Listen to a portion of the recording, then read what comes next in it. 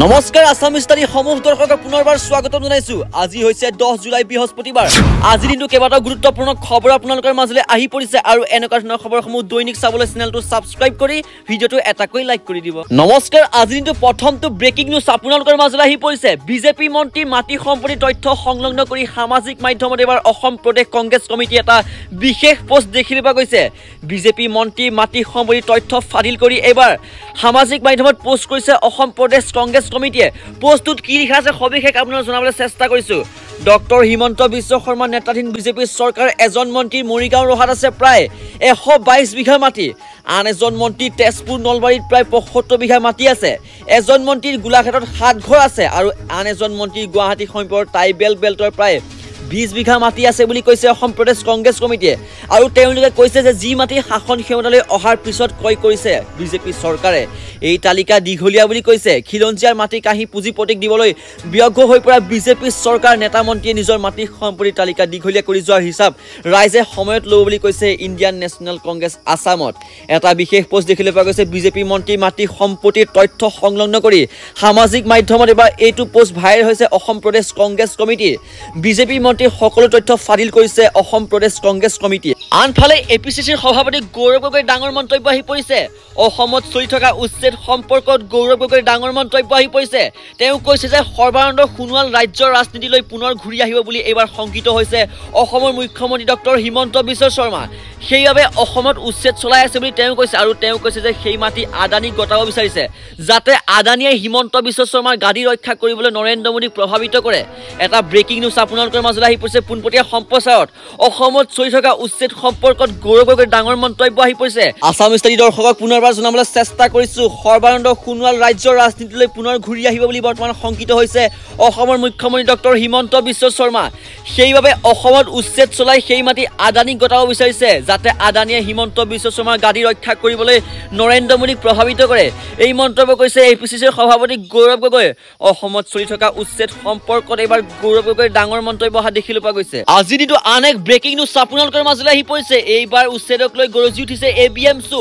21 আৰু 22 জুলাইত মুছলমানে কঁপাব দিল্লী, সংখ্যালঘুৰ ওপৰত চলিছে অসাংবিধানিক উচ্ছেদ। আজি দিনটো দ্বিতীয়টো ব্ৰেকিং নিউজ আপোনালোকৰ মাজলৈ আহি পৰিছে। উচ্ছেদৰ বিৰোধিতাৰে ৰাজপথত এইবাৰ ABMSOৰ উত্তাল প্ৰতিবাদ দেখিবলৈ পোৱা গৈছে। প্ৰতিবাদকাৰীক বাধা আৰক্ষীৰ। এই উচ্ছেদ সংখ্যালঘুৰ সাংবিধানিক অধিকাৰত আক্ৰমণ কৰা হৈছে। এই আক্ৰমণৰ আমি তীব্ৰ বিৰোধিতা কৰিছো বুলি ABMSOয়ে কৈছে আৰু ABMSOয়ে কৈছে যে দশক ধৰি বাস কৰি অহা ভাৰতীয় নাগৰিকক উচ্ছেদ কৰা হৈছে। এই অমানৱীয় উচ্ছেদ কোনো কাৰণতে মানি লোৱা নহ'ব। আৰক্ষীয়ে ভয় দেখুৱাই আমাক বাধা দিব নোৱাৰে। 21 আৰু 22 জুলাইত এই অন্যায়ৰ বিৰুদ্ধে দিল্লীত আমি প্ৰতিবাদ কৰিম বুলি ABMSOয়ে কৈছে আৰু ABMSOয়ে কৈছে যে এই উচ্ছেদে সাংবিধানিক আইন উলংঘা কৰিছে। তামোলপুৰৰ ৰাষ্ট্ৰীয় ঘাইপথত প্ৰতিবাদ সাব্যস্ত কৰিছে আৰু এই প্ৰতিবাদ সাব্যস্ত কৰি ABMSOৰ নেতা টাইছন হুছেইনে এই মন্তব্য কৰিছে। আনফালে এইবাৰ ABMSOৰ ডাঙৰ মন্তব্য আহি পৰিছে। আমি অসমীয়া উঠাই দিম বুলি কৈছে ABMSOয়ে। লোকপিয়লত এইবাৰ আমি বাংলা লিখিম বুলি কৈছে।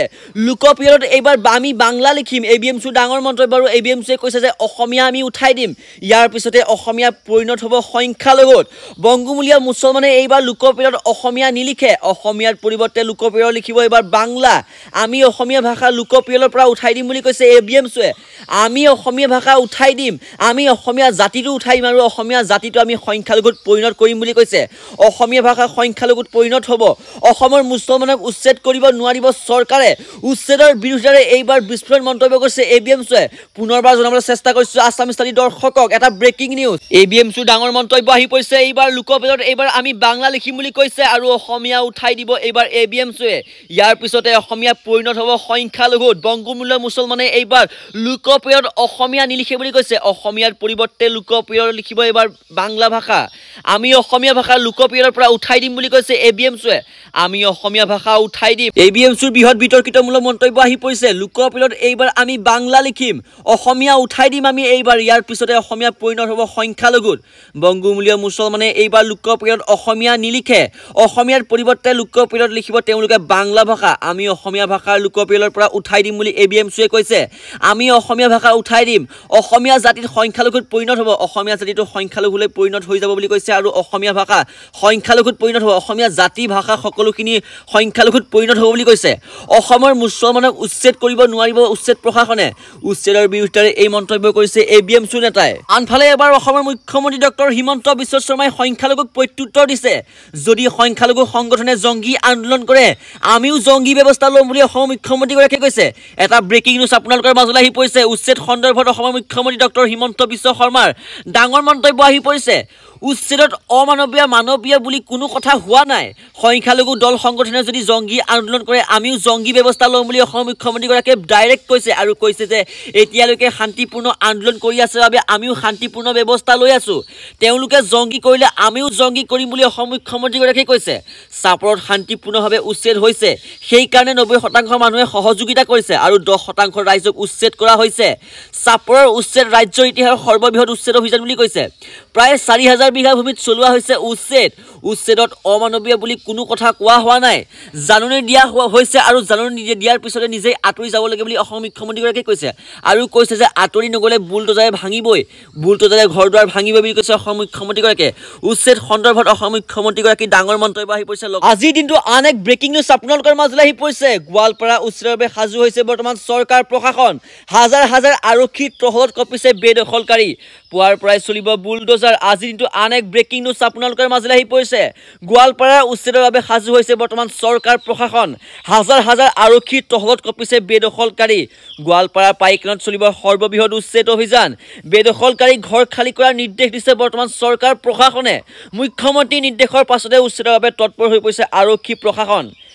আজিৰ দিনটো আন এক ব্ৰেকিং নিউজ আপোনালোকৰ মাজলৈ আহি পৰিছে আছামিজ ষ্টাডি পুনৰ দৰ্শকক জনাবলৈ চেষ্টা কৰিছো গোৱালপাৰাত বৃহৎ একশ্যনৰ বাবে এতিয়া সাজু হৈছে গোৱালপাৰা উচ্ছেদৰ বাবে সাজু হৈছে বৰ্তমান চৰকাৰ প্ৰশাসন হাজাৰ হাজাৰ আৰক্ষীৰ টহলত কঁপিছে বৰ্তমান বেদখলকাৰী গোৱালপাৰাৰ পাইকনত চলিব সৰ্ববৃহৎ উচ্ছেদ অভিযান আজি পুৱাৰ পৰা আৰম্ভ হ'ব সৰ্ববৃহৎ উচ্ছেদ অভিযান বেদখলকাৰীক ঘৰ খালী কৰাৰ নিৰ্দেশ দিছে বৰ্তমান চৰকাৰ প্ৰশাসনে মুখ্যমন্ত্ৰীৰ নিৰ্দেশৰ পাছতে উচ্ছেদৰ বাবে সাজু হৈ পৰিছে বৰ্তমান আৰক্ষী প্ৰশাসন আনফালে মুছাৰ তীব্ৰ প্ৰতিবাদ দেখিবলৈ পোৱা গৈছে দলগাঁও বেছিমাৰীত নিশা মুছাৰ তীব্ৰ প্ৰতিবাদ সংঘটিত কৰিছে দলগাঁও বেছিমাৰীত নিশা মুছাৰ তীব্ৰ প্ৰতিবাদ উচ্ছেদ বন্ধ হ'বই লাগিব নহ'লে আমি তীব্ৰ প্ৰতিবাদ সংঘটিত কৰিম দলগাঁও বেছিমাৰীত নিশা মুছাৰ তীব্ৰ প্ৰতিবাদ উচ্ছেদৰ নামত প্ৰকৃত ভাৰতীয়ক হাৰাশাস্তি কৰাৰ অভিযোগ কৰিছে চৰকাৰৰ উচ্ছেদক তীব্ৰ ভাষাৰে গৰিহণা যোগাইছে বৰ্তমান মুছাই নিশা শ শ মুছলমান ওলাই আহিল